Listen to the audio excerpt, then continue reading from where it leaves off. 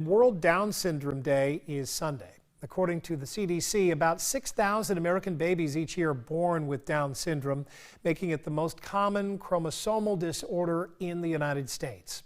Kaylin Thompson joins us now to bring us a unique story of one little girl who makes up for what her mother is missing. Tell us what that means. Yes, good morning, Andy.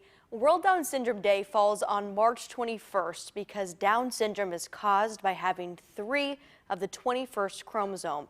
And turns out that extra chromosome is what completed one Oskaloosa family. There he is. Who's Daddy? Like any 8-year-old, Kaya loves watching her tablet and eating sweets. She's the youngest of Lynette Gordon's 5 kids.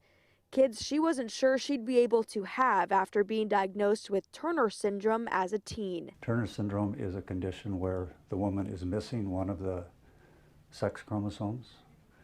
And if that is missing in all of the cells, then it's highly unlikely that she would be able to reproduce.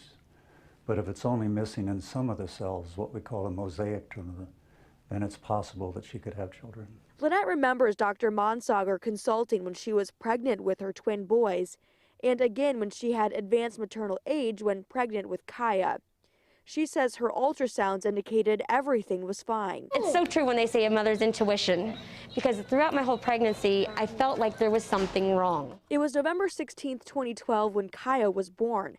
It was also then when they noticed she was showing characteristics of Down syndrome. About 3 hours after she was born, our doctor, Dr. Postema from Pella Regional, came in, and as soon as he walked through that door, I could just tell something was not right. As a single mother who already had 4 kids, Lynette was overwhelmed and unsure if this was something she could take on by herself. I felt guilty. I felt like maybe she would be better off with a 2-parent family.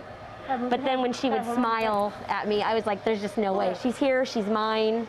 She was meant to be here with me. She soon realized Kaya completed her family in more ways than one. I'm missing the chromosome and she has the extra.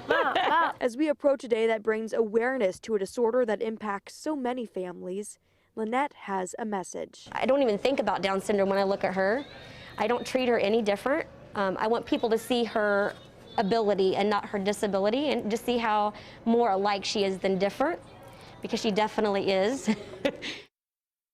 Kaya is happy and healthy with no major health problems related to her diagnosis.